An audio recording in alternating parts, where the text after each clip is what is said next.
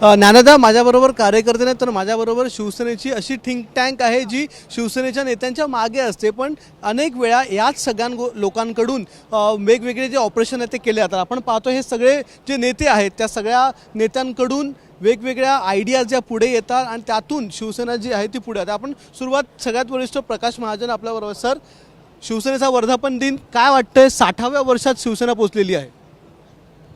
काय का प्रगल्भ अवस्थेत पक्ष पोहोचल्यानंतर जे काही विचारधारा प्रगल्भ व्हायला पाहिजे ती झालेली आहे आणि त्याचा जास्तीत जास्त प्रचार कसा करता येईल तेच कार्यक्रम घेऊन इथून जाणे. त्याच प्रगल्भतेतून पक्ष वाढतोय वेगवेगळे ऑपरेशन करून. हो, वाढतोच आहे ना.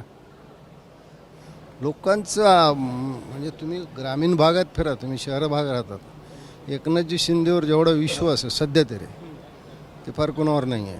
म्हणजे मी आता पक्षात येऊन सांगत नाही, पण लोकांचा विश्वास आहे, विशेषतः माता भगिनी वर्गांचा फार विश्वास आहे.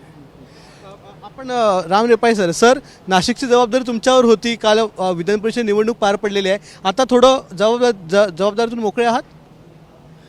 शिवसैनिक कधीच मोकळा नसतो. 24/7 वंदनीय शिवसेना प्रमुख बाळासाहेब ठाकरे यांनी तेजस्वी ओजस्वी जे विचार आम्हाला दिलेले आहे त्या विचाराचं हे घेऊन शिदोरी घेऊन आम्ही सातत्याने समाजसेवेच्या यज्ञकुंडात आहुती टाकण्याचं काम करत असतो आणि करत राहू.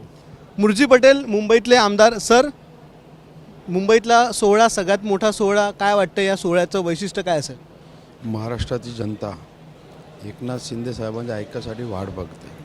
एकमेव नेता आहे एकनाथ शिंदे साहेब, जे बोलतात ते करतात. आजपर्यंत जे बोलले ते करून दाखवलेत त्यांनी. एबीपी माझा, उघडा डोळे बघा नीट.